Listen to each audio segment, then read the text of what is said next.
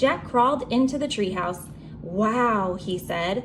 The treehouse was filled with books. Books were everywhere, very old books with dusty covers and new books with shiny bright covers. "Look," said Annie. "You can see far away." She was peering out the treehouse window. Jack looked out the window with her. Below were the tops of other trees. In the distance, he could see the Frog Creek Library and the elementary school and the park. Annie pointed in the other direction. "There's our house," she said. Annie was right. Jack could see their white wooden house with its green porch. In the yard next door was their neighbor's black dog, Henry. He looked very tiny. "Hi, Henry," shouted Annie. "Shush! We're not supposed to be up here," said Jack. Jack glanced around the treehouse again.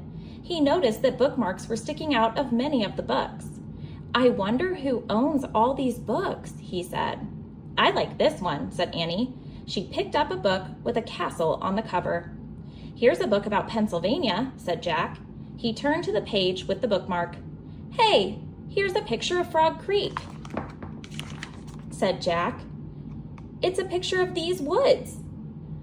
"Oh, here's a book for you," said Annie. She held up a book about dinosaurs. A blue silk bookmark was sticking out of it. "Let me see," said Jack. He set his backpack down on the floor and grabbed the book from Annie. "Okay, you look at that one and I'll look at the one about castles," said Annie. "No, we'd better not," said Jack.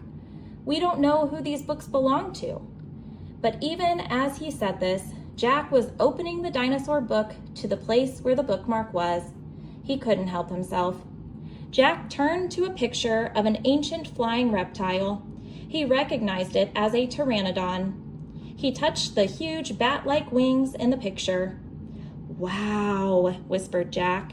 "I wish we could go to the time of pteranodons." Jack studied the picture of the odd-looking creature soaring through the sky. "Ah!" screamed Annie. "What?"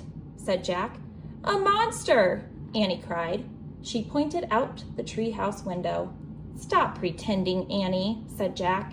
"No, really," said Annie. Jack looked out the window. A giant creature was gliding above the treetops. It had a long, weird crest on the back of its head, a skinny beak, and huge bat-like wings.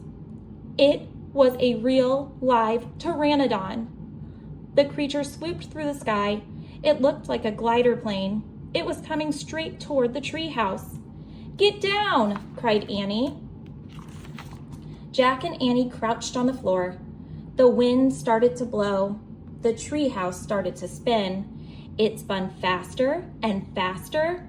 Then everything was still, absolutely still. The end of chapter 2. I hope you will join us again for chapter 3. Bye, guys.